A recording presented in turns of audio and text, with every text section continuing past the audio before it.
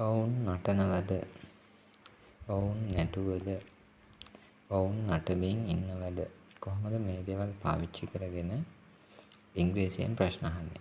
මේව ඉංග්‍රීසියෙන් අහන්නේ කොහොමද? අපි බලමු. ඔවුන් කෙනෙකුට ඉංග්‍රීසියෙන් කියනවා they. නටනවා කෙනෙකුට ඉංග්‍රීසියෙන් කියනවා dance. they dance. ඔවුන් නටනවා. හැබැයි නටනවද කියලා මෙන්න මේ ද කියන ප්‍රශ්නය මට අහන්න ඕන. ඒක වෙනුවට මම මොකද කරන්නේ? මෙන්න මෙතන මුලට එකතු කරනවා do කියන වචනය. දැන් මේක ප්‍රශ්නයක් බවට පත් වෙනවා. do they dance? ඒගොල්ලෝ නටනවද? හැබැයි මතක තියාගන්න ඕන මෙන්න මෙතන ඉන්න කතෘ බහුවචන එකක් නම් තමයි අපි do දාන්නේ. ඒ කියන්නේ මෙතන ඉන්නේ දැන් එකකට වඩා වැඩි සංඛ්‍යාවක් තියෙන බව හඟවන වචනයක්. ඒ කියන්නේ plural noun එකක්. බහුවචන නම් පදයක්. එතකොට තමයි අපි do දාන්නේ. යම් හේකින් මෙතන තිබුණේ මෙන්න මේ වචන තුනෙන් එකක් නම් she, ඇය, it, ඌ හෝ ඒක, එහෙම නැත්නම් he, ඔහු කියන මේ වචන තුනෙන් එකක් නම් අපි පාවිච්චි කරන්න ඕන මුලට does. මේක පැහැදිලි කළොත් does she dance? ඇය නටනවද? does it dance? ඌ නටනවද? does he dance? එතකොට මෙන්න මේ they කියන වචනේ වෙනුවට මේ තුන දාලා තමයි මම මේ ප්‍රශ්න තුන අහුවේ. දැන් බලමු මෙතන ඔවුන් නැටුවද? අපි දන්නවා ඉස්සෙල්ලා ඔවුන් නැටුවාද කියලා නෙහන්නේ. ඔවුන් නටනවා කියලා ඉංග්‍රීසියෙන් කියන්නේ they dance. ඔවුන් නටනවා. නැටුවද? යමක් කරලා ඉවරයිද කියන ප්‍රශ්න අහනකොට ඔයාලා මුලට පාවිච්චි කරනවා did. did they dance? ඔවුන් නැටුවද? ඉතින් මේකටත් කලින් වගේම මෙන්න මේ කොටාශයේ අය නැත්නම් මේ singular nouns පාවිච්චි කරන්නත් පුළුවන්.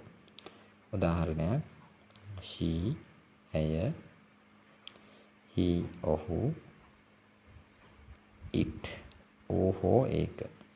දැන් මේවයිදී මේ වර්තමාන කාලයේදී වගේ she, it, he මේ තුන් දෙනා හිටිය කියලා වෙනම does වගේ මේ වගේ වචනයක් අතීත කාලයේදී ප්‍රශ්න අහන්න නැහැ.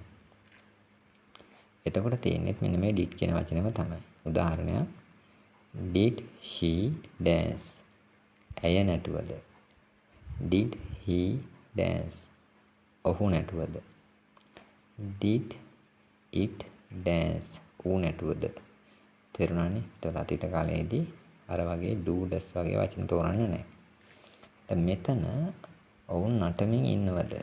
හරි. ඔවුන් කියද්දි කලින් වගේම කියනවා they නටමින්.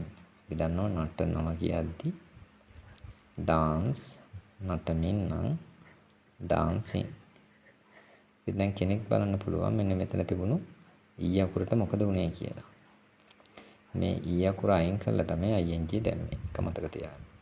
දැන් මෙතෙන්ට ing දානකොට මෙන්න මේ තුනෙන් එකක් අපි අනිවාර්යයෙන්ම පාවිච්චි කරන්න ඕන. is, are, am.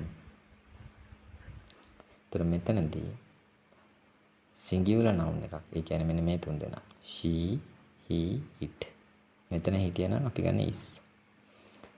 මෙතන I හිටියනම් මම හිටියනම් ගන්න am. මෙතන ඉන්නේ plural noun එකක්. බහුවචන නාම පදයක් නම් අපි ගන්න ඕන are. එතකොට මෙතෙන්ට මම ආ දාන්න. they are dancing. මෙතන ආවල අදහස ඉන්නවා කියන එක. they are dancing. ඒගොල්ලෝ නටමින් ඉන්නවා. නටනටා ඉන්නවා. ඉන්නවද කියලා අහද්දී මෙන්න මේ තියෙන ආ කියන වචනය අපි මුලට අරන් යන්න ඕන ප්‍රශ්නේ අහන්න. ඒතර කොහොමද ප්‍රශ්නේ ඇහෙන්නේ? are they dancing? ඒගොල්ලෝ ඉන්නේ නටමින්ද?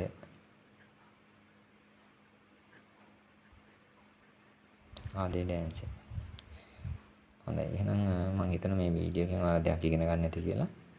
අපේ channel එක subscribe කරන්න කියලා මතක් කරනවා ආදරයෙන්. ඒ channel එක subscribe කරන වගේම තව කෙනෙක්ට දකින්න පුළුවන් වෙන විදිහට channel එක ෂෙයා කරන්නත් අමතක කරන්න එපා.